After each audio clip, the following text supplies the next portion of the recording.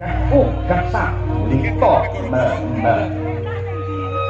nuwun sewu Gus ndara kebi prihat mala kula mboten maido pancen sampeyan wis netepi jejering satriya tama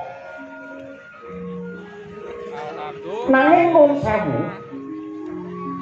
menungsa niku yen uripe saya kandel panembahe lan saya becik kang dadi pakartine yektine malah saya gedhe cobane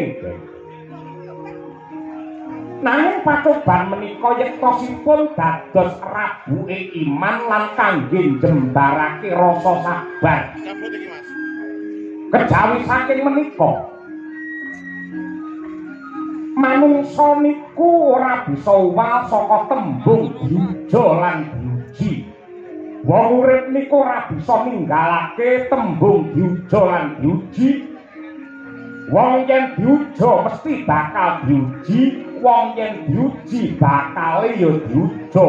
Mula antarane diuja lan diuji kuwi rong perangan sing ora bisa dipisahake. Mula kudu setiti permati lan ngati-ati. Wong sugih nika ya nampa ujian, wong sugih cobane dadi wong serakah, wong pangkat ujiane dadi wong murka, wong pinter ujiane dadi wong sombong, dene wong sregep ngibadah ujiane dadi wong sing semuti-suti, Gus.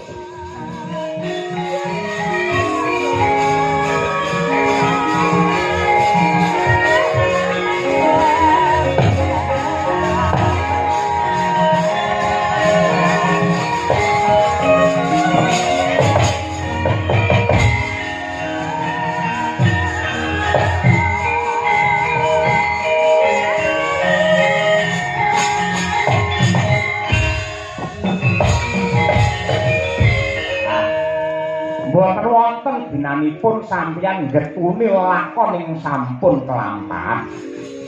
Ning mangsa nika ingkang dumados wonten madyaning alun-alun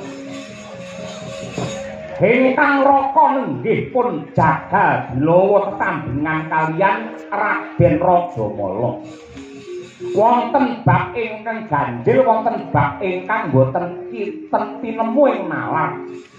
Saben-saben Rajamala mati kinemplungake wonten madyaning sendang watari bali urip melih ngoten marambah makaping-kaping.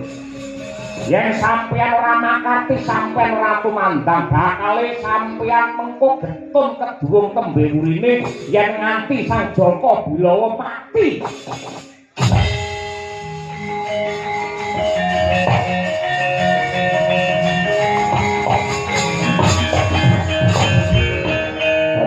Palungguhan iki apa sing kudu tak tindakake? Sampeyan maju mangkat. Kula kelingan sampeyan nalika mapan wonten ing wana Kamiyaka nate dipun paringi wujudipun sifat kandel minangka piyandel.